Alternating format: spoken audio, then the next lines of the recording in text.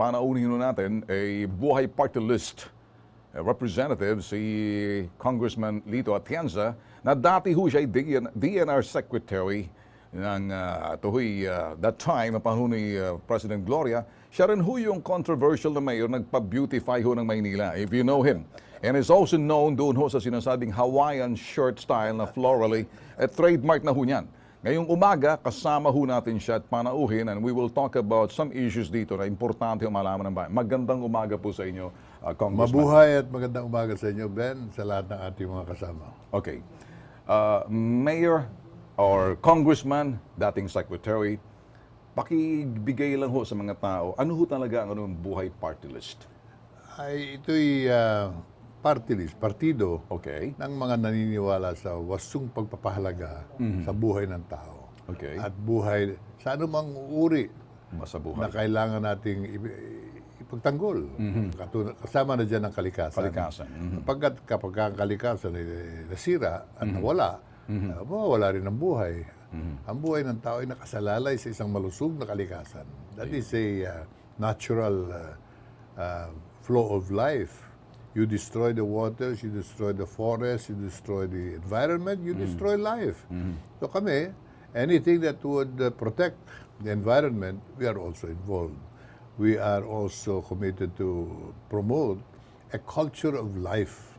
Yung talagang ang ating gobyerno at ang ating mamamayan ay magtulong-tulong sa pagbibigay halaga sa kagandahan ng buhay. Ang buhay ng sino man ay talagang ang pinakamagandang elemento ng ating pagiging tao. So we need to defend and promote a culture of life, not a culture of death. Okay. Sige.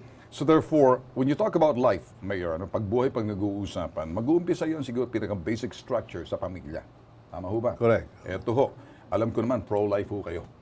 Okay. So, diyan sa situations, ano hong ipinaglalaban ninyo ngayon sa Kongreso? Okay, how's everything for the former Manila mayor? And you're known for that, yung beautification ng araw na naging controversial at yung mga kalaban ninyo noon, pinagsisira. Isa ako dun sa mga nabuisit. Anyway, past is past and I know that somebody's doing it now. Well, at the same time, Mayor, naging Environment Secretary ho kayo. I've gone to you and during those times, nagka-interest ho kami sa Taal. And nagkaroon ho atay kayo ng clearing back then. Pero nang panahon ngayon, Mayor, fresh pa ho to sa mind ng tao, pumutok ang bulkan ng Taal noong January 12. January 15, i-declare ho talaga na no man's land na yan ni Presidente Duterte. Kaya lang, Mayor, let's backtrack a little bit. Sa inyong knowledge, yung Presidential Proclamation 906 ni Fidel Ramos, declaring Taal Volcano Island a national park protected area under category of landscape, protected landscape. And then marami pa ho, Republic Act ho, 11038 kay President Duterte. Ito na ho yung sinasabing providing protected areas and providing their, ito ho yung management. Parang amenda ho ito ng Republic Act 7586, National Integrated Protected Areas System or NIPAS Act. Para sa akin ho, Mayor, ang dami ho nangyari. Pero still, protection pa ho ng kalikasan, Taal. At may naninirahan ho roon. May buhay hong komunidad doon. Kung ito ho'y sa panahon ninyo noon, at dumami ho ngayon, nung araw parang nagfi-fish lang ho sila, may community na ho roon. And then may in-appoint na ho ng mga barangay, yung mga mayor sa bawat area na nakakasakop sa Bulkang Taal Isla. What do you think of that? Kailangan buhay party list. Kailangan ng batas. Hindi na kailangan ng bagong batas eh. Nabanggit mo lahat yung mga batas na umiiral. Hindi lamang yung protected area.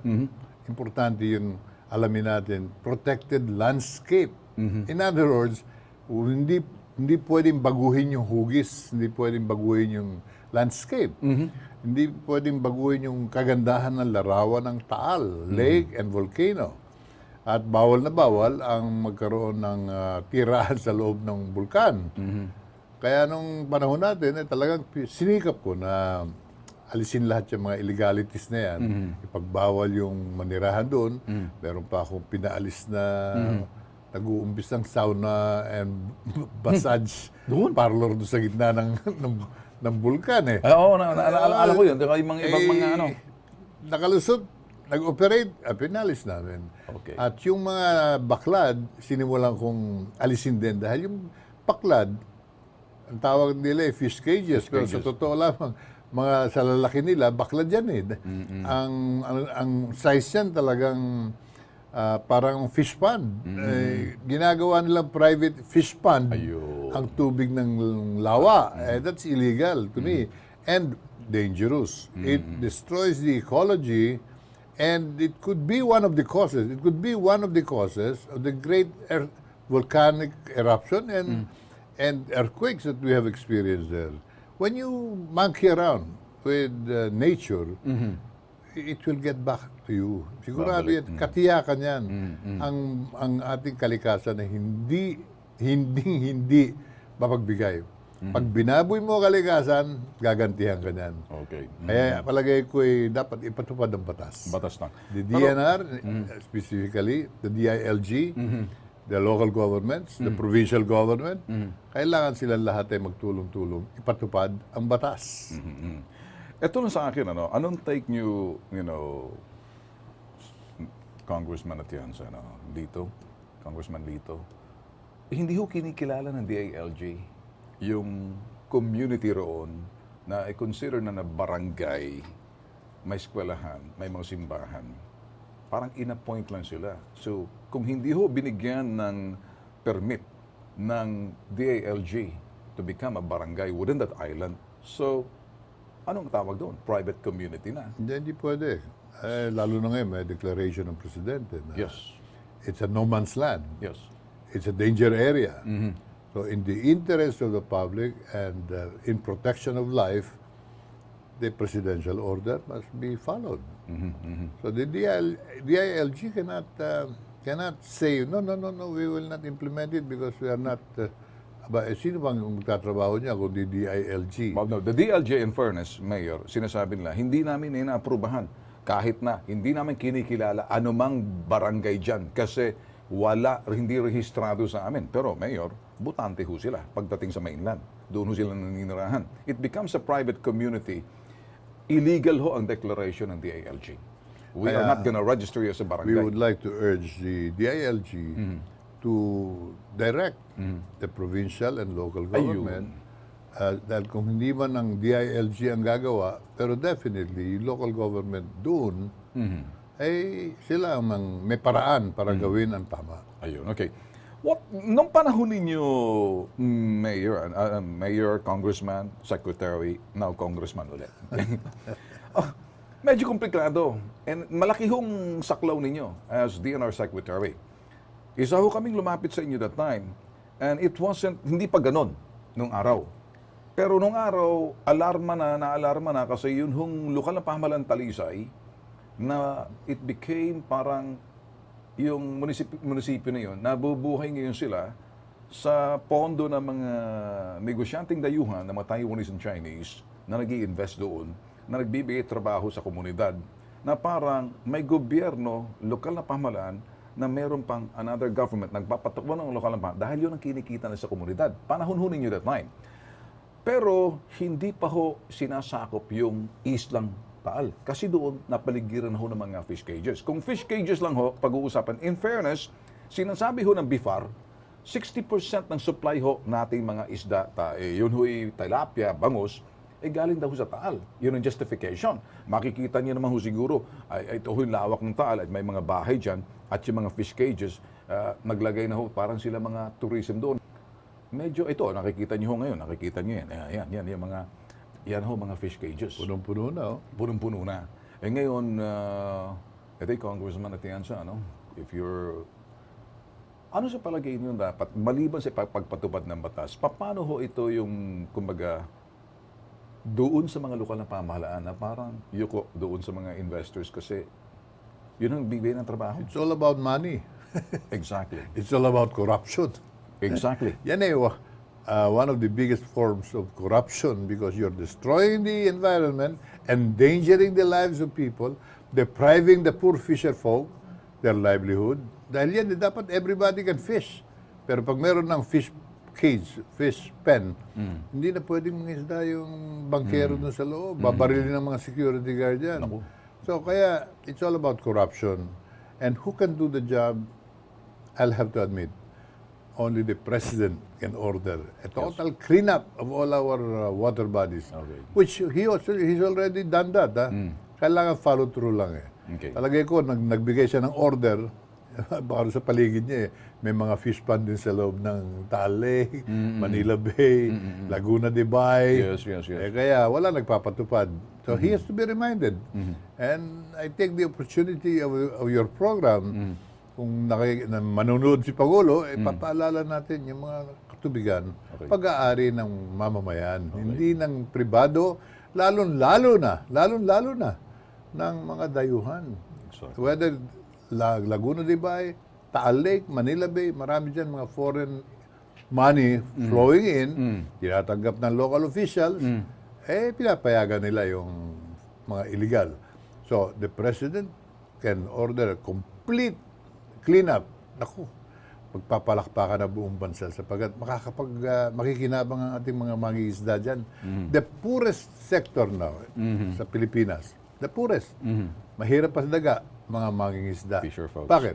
Wala na silang pangisdaan sa loob ng ating kapuluan. Nakuha na ng mga mayayaman.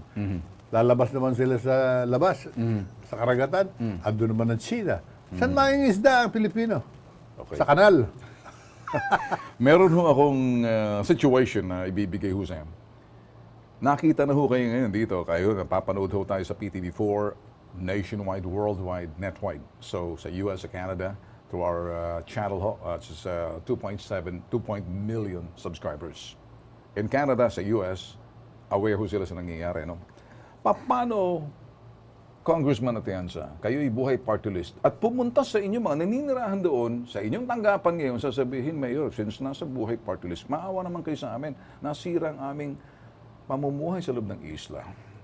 At hihingi ngayon ng, kumbaga, ayuda sa inyo na ganun din ang ginawa nila sa media, paano ka lang kabuhayan, etc. Anong nakikita niyo mali? Kung lalapit ho sa inyo, total sasabihin, buhay kayo, komunidad kayo, bakit hindi ko ay pinapayagan sa loob ng isla? Kasi kung balansehin natin, sa simpleng tao na nandoon, parang anti-poor tayo kasi sila'y mahihirap. Paano natin sila kausapin ngayon sa isang buhay party list congressman, mayor din ng dating Manila? Believe ho ako nung kayo ho'y mayor ng Manila. Salamat. Okay, I'm not trying to compliment you, and I'm one of those who believe in you. And then, naging DNR Secretary. Paano pag lumapit sa inyo?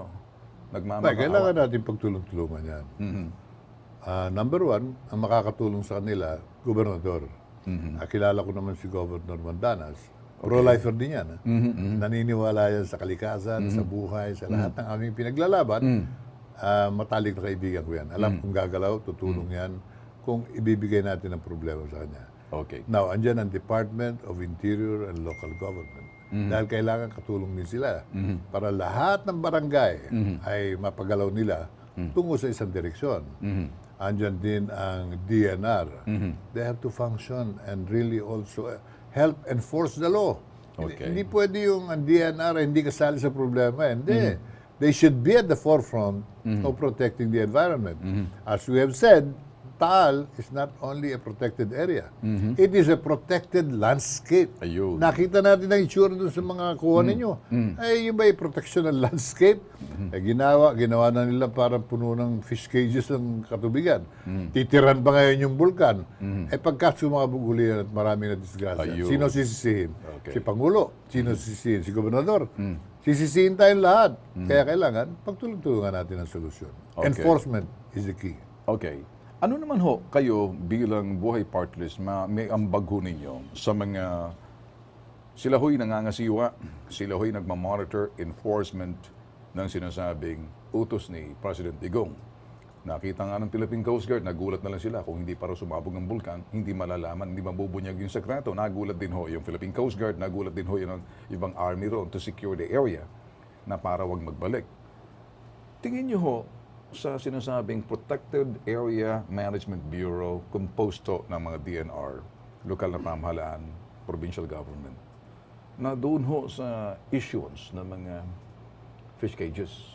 Although kinakailangan ho natin ng supply, pero hindi ho nakikita kung sino nasa likod nito mga fish cages. May mga dami ho rito eh. Ngayon, doon ho tayo magsisentro. Ben, alam mo, kaya I cannot agree with the BFAR na ito'y imposibleng mabigyan ng solusyon sapagkat pinoproteksyonan nila ang food supply ng Metro Manila. Hindi totoo yan. Okay. They have always said that, that is not based on facts.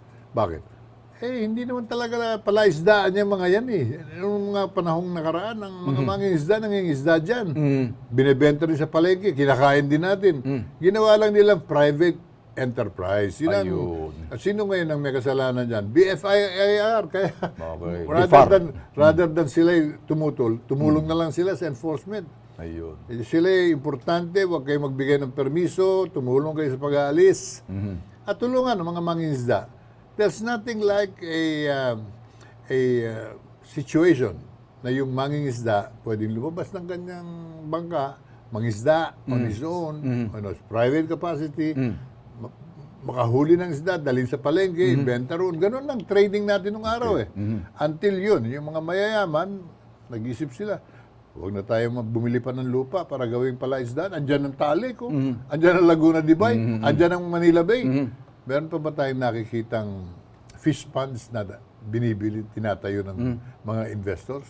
Wala na, wala nang fish pond. Ginawa na nga housing lahat ng fish ponds sa dagat-dagatan eh. Patay. Bakit? Eh, bakit ka pa magtatayo ng fish pond? Bibili ka ng lupa, lalagyan mo ng tubig, bibili ka ng binhi. Eh, samantalang, ilog ng Pampanga, lagyan mo ng baklad, di fish pond mo na yan.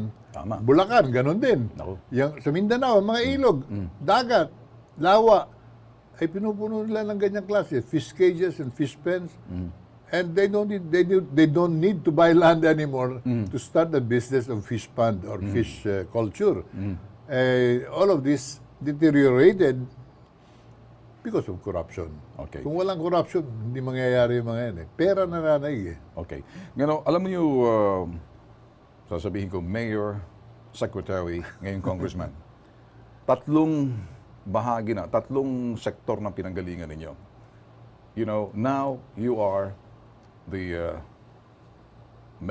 lawmaker ka na. And then, naging regulators of the law. You're also the enforcement of the law within the LGU. Kinakailan ba natin, as now you are legislator ka, the lawmaker, hindi kayo naniniwala ng anumang kautusan o anumang karagdagang batas para tumibay dyan sa issue ng Taal at yung mga issue na sinasabi ninyo? Kung gagawa ko ng batas, at pinag-aaralan ko na, eh gawing liable ang mga local officials Naku, okay. sa kanilang pagkukulang. That is being the Dahil para sa lawmaker. akin, hindi pwedeng bantayan ng presidente yung kanyang order eh. Pag in-order ng presidente, dapat ipatupad ng local. Ayun. Pag hindi pinatupad, dapat siya ang makulong. Ayun. Kaya, pag magagalit ang mga mayors, pero yun ang nakikita ko eh. In the same manner, I'm protecting their authority in the principle of local autonomy. Pagka yung mayor naman ay nalalagpasan, yung gobernador ay hindi binibigyan ng karapatan, tungkulin na makialam sa mga public infrastructure project, mali yun. Dapat lahat dumadaan naman sa lokal. Pero ganun din naman, yung principle of authority and responsibility, abay dapat pantay. Responsibility ninyo, proteksyonan ang inyong lugar. Pag yan ay nalagay sa kamalian, sino mananagot? Mayor, Okay. governor. Okay. So, you're talking as a lawmaker, accountability and liability. Principle. Okay. Ngayon, you were also the regulator of the law, naging secretary ho kayo ng DNR. So now, addressing that issue, regulating the laws created by the lawmaker being sa DNR.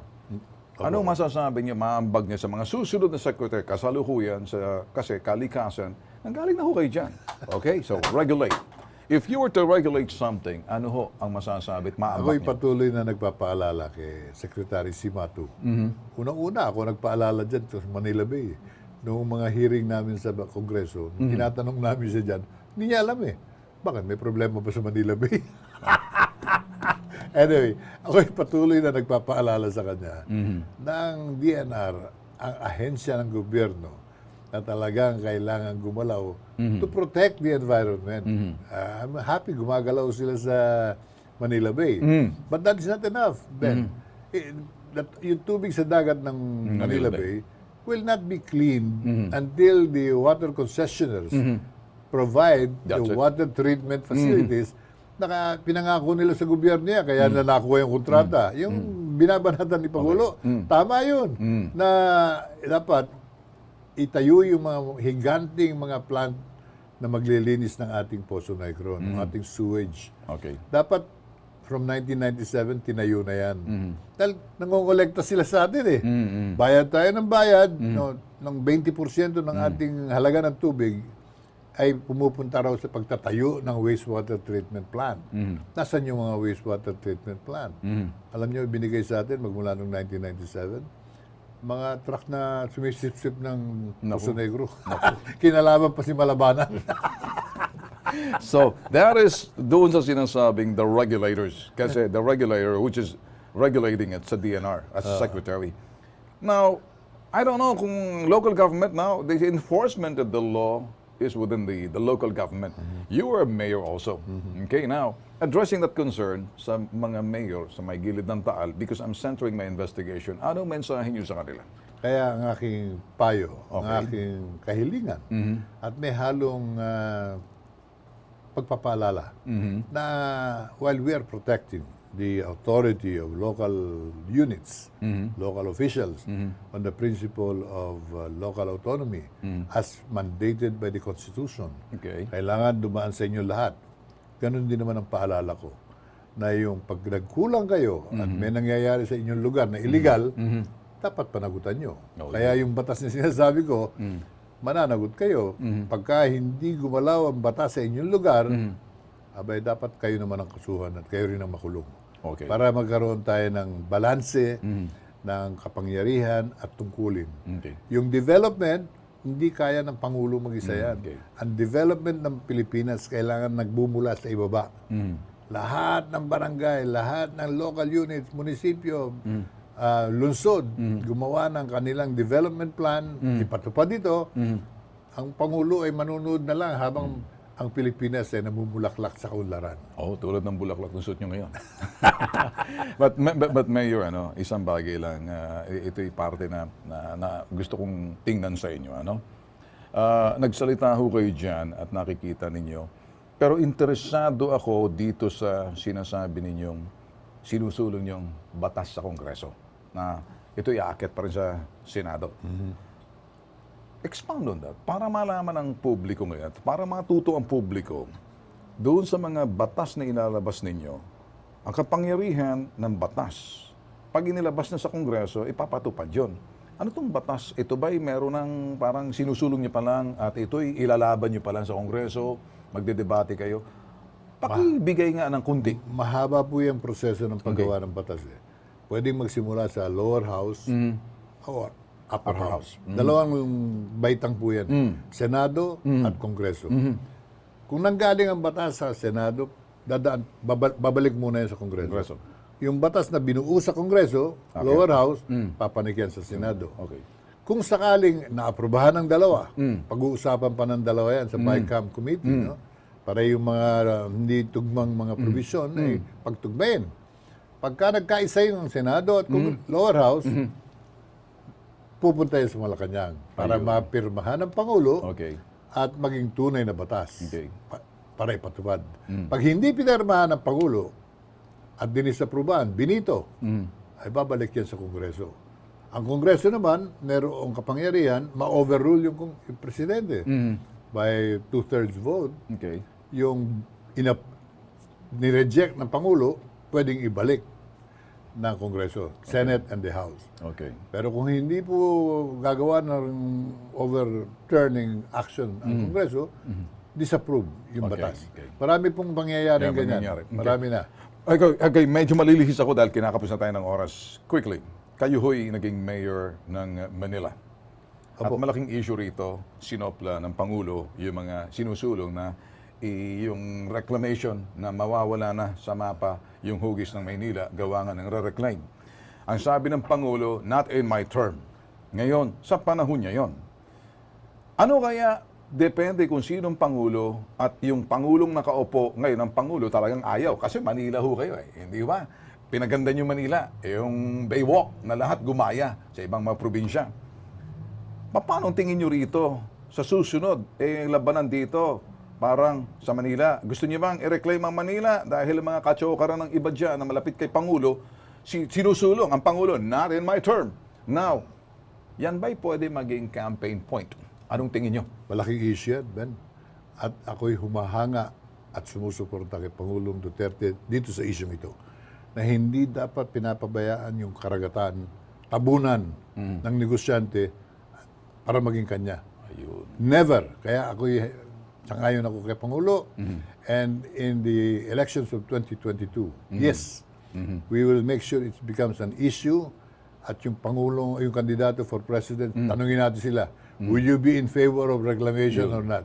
Will you continue the bad practices of the old or you will now follow the lead set forth by President Duterte?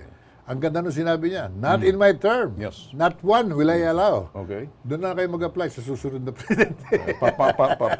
Paano ngayon yan? At titiyakin ko naman, yung susunod, bata ko. Wala rin kayo pupuntahan. Kaya I'm happy that the laban namin yan eh. Nilalabanan ko yung reclamation. Okay. Why? Because I consider it a real deprivation of the future of the Filipinos. Kapuluan tayo eh. Ang ganda-ganda ng ating bansa.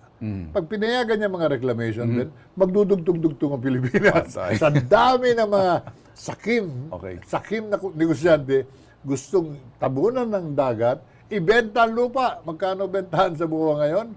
Umaabot hanggang 400,000 per square meter. Magkano puhunan dyan sa pagtatabon dyan? At that time, 3,000 per square meter. Ang laki ng tubo. So, ang daming, ilan yumaman dyan? Bilyonaryo. Yung mga tiga-Pasay, yumaman ba? Yung mga tiga-Paranaque, yumaman. Ang bayan, nakinabang ba tayo dyan? Wala. So, reclamation should be stopped altogether. In fact, I'm preparing a law on that. Iyan. To support the President's direction, I am going to propose making it an illegal act. Ayun. Okay. Only the government should be reclaiming. Gagawa ng airport. Talagay mo yung Sangli. Gagawin na yan, lalaparan yan, magre-reclaim ng kapiraso. Okay yan. Gagawa ng pier. Magre-reclaim. Okay. Gagawa ako ng reclamation. Ako si Mr. Ong, si Mr. Na. Ako magkakakwarta. Wala nang dagat ang lahat na darating ng mga batang Pilipino. Bakit? Pinabayaan mag-reclaim eh. Sino na kinabang dyan? Aba, sino pa? Si Mayor, si Gobernador, at saka si mga sumuporta dyan. Would that, well, I'll say, Congressman, former Mayor, former DNR Secretary, inikot nyo na, ano? Kami ho nagpapasalamat sa inyong pagbigay ho sa amin, paunlak dito sa mga issues na to, na ibigay ho natin sa taong bayan, mga followers ho natin, abroad, Filipinos, taos puso kaming at least nakapagbigay linaw ho kayo. Unless you have something more to say, Mayor, Congressman, dating DNR Secretary, I'll let you go. Ako ay nagpapasalamat na nakita ko itong payak, subalit magandang studio. Maraming salamat. At sana imbitahin mo ako rin ng It's my pleasure. Sa uulitin. Maganda yung mga paksang pinag-usapan natin. Okay. Kapaki-pakinabang yan na malaman ng bayan. Okay. Bakit ganito? Bakit ganyan? Ako ay argabyado. Mali ang gobyerno. Napapaliwanag ng maayos. I wish you all the best. And anytime I can be of any help, explaining some minor but important issues, let me know. Titigil ko kung ano ginagawa ko para pumunta dito. Tutulungan kita ipaliwanag natin sa ating mga mamamayan. Well, sir, it's always a pleasure to have you here. Anytime, you're always welcome. You can always come back if you have time. And the issues, anything related ho, na you will be a resource person, karangalan ho namin, sir. Maraming Thank you. salamat. Mabuhay. Mabuhay ho kayo.